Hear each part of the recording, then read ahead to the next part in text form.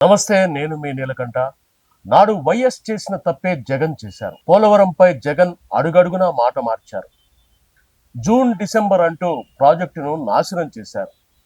AP ప్రజల సాగు తాగునీటి అవసరాలకు కీలకమైన ప్రాజెక్ట్ పోలవరం. అయితే దశాబ్దాలుగా ఈ ప్రాజెక్టు నిర్మాణం 2 అడుగులు ముందుకు 4 అడుగులు వెనక్కి అన్న చందంగా మారింది.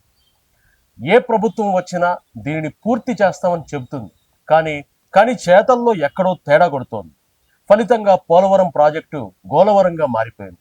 గత వైసీపీ సర్కారు ఈ ప్రాజెక్టును పూర్తి చేస్తామని 2019 ఎన్నికల సమయంలో హామీ ఇచ్చింది. కానీ 5 ఏళ్లలో కనీసం ప్రధాన పనులు ఏవీ చేయకుండానే కాలం హరించింది. అనేక వివాదాలు కూడా తెర మీదకు వచ్చాయి. ఈ నేపథ్యంలో వైసీపీ హయాంలో పోలవరం ప్రాజెక్టు పనుల తీరుతెన్నులపై ప్రస్తుత ముఖ్యమంత్రి చంద్రబాబు వైట్ పేపర్ రిలీజ్ చేశారు. దీనిలో ముఖ్యాంశాలు, చంద్రబాబు చెప్పినటువంటి వాస్తవాలు ఇవి.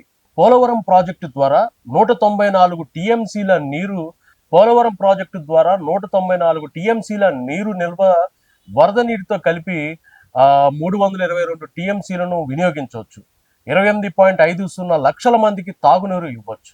960 మెగావాట్ల విద్యుత్ ఉత్పత్తి, వాటర్ టూరిజం అభివృద్ధి చేయొచ్చు. ప్రాజెక్టు డయాఫ్రామ్ వాల్ డెప్త్ 90 మీటర్లు, ఎత్తు 20 మీటర్లు, వెడల్పు 16 మీటర్లు ఎత్తైన గేట్లు ఉంటాయి. 390 కిలోమీటర్ల పొడవైన కుడి ఎడమ కాలువలు ఉన్న అతి పెద్ద ప్రాజెక్టు. 2014-19 మధ్య 24 గంటల్లో 32,315 క్యూబిక్ మీటర్ల కాంక్రీట్ పనులు చేపట్టారు. ఇది గిన్నిస్ రికార్డు సాధించింది. 2014 నుంచి 5 ఏళ్లలో పోలవరం ప్రాజెక్టులో 72% పనులు పూర్తి చేశారు. 11,762,00,000 ఖర్చు పెట్టగా DPR-2 కింద 58,548,00,000 వ్యయానికి టెక్నికల్ కమిటీ ఆమోదం తెలిపింది. జగన్ హయాంలో పోలవరం పనులు జరిగింది 4%. జగన్ పాలనా కాలంలో ఈ ప్రాజెక్టు కోసం ఖర్చు చేసింది 4,167 కోట్లు మాత్రమే. సీఎంగా జగన్ ప్రమాణ స్వీకారం రోజునే పోలవరంలో పనులు నిలిపివేశారు. 2020 ఆగస్టులో వచ్చిన వరదలకు డయాఫ్రామ్ వాల్ దెబ్బతింది. కాపర్ డ్యాంలో గ్యాప్లు పూర్తి చేయకపోవడంతోనే డయాఫ్రామ్ వాల్ దెబ్బతింది.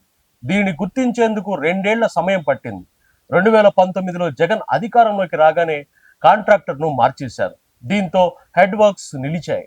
పోలవరం ప్రాజెక్టు అథారిటీ వద్దన్నా వెళ్ళలేదు. కాంట్రాక్టర్లను మార్చవద్దని సూచించింది. అయినా జగన్ కాంట్రాక్టర్ను మార్చారు.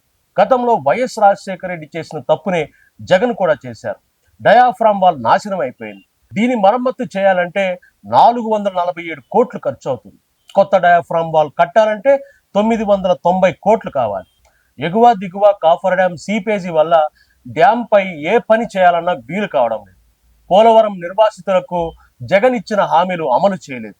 టీడీపీ హయాంలో కట్టిన పునరావాస కాలనీల్లో మిగిలిన పనులు కూడా పూర్తి చేయలేదు. టీడీపీ హయాంలో పునరావాసం కోసం 4,114 కోట్లు ఖర్చు పెట్టారు.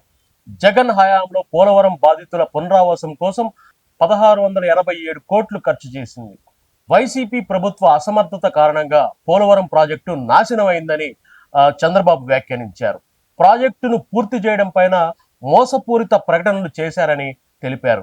అధికారంలోకి రాగానే 2021 జూన్ నాటికి పూర్తి చేస్తామన్నారు. ఆ తర్వాత డిసెంబర్ అన్నారు. అప్పటికీ చేయలేదని చంద్రబాబు చెప్పారు.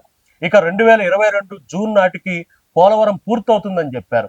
తర్వాత మళ్ళీ డిసెంబర్ నాటికి అన్నాడని, అప్పుడు కూడా చేయలేదన్నారు. చివరగా అసలు ప్రాజెక్టు ఎప్పటికి పూర్తవుతుందో చెప్పలేమని దుయ్యబట్టారు.